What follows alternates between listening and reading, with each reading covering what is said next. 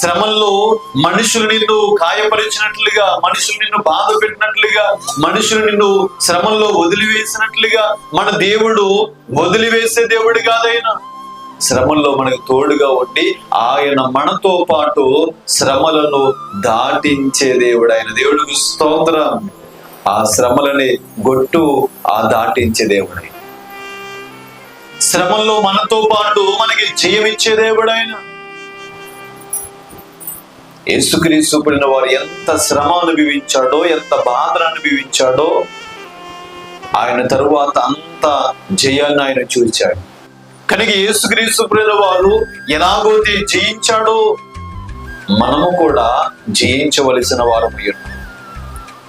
మానవులైన వారందరూ కూడా వీటిని జయించాలి అనంటే పాపాన్ని జయించాలి, లోకాన్ని జయించాలి, నీ శరీరాన్ని జయించాలి.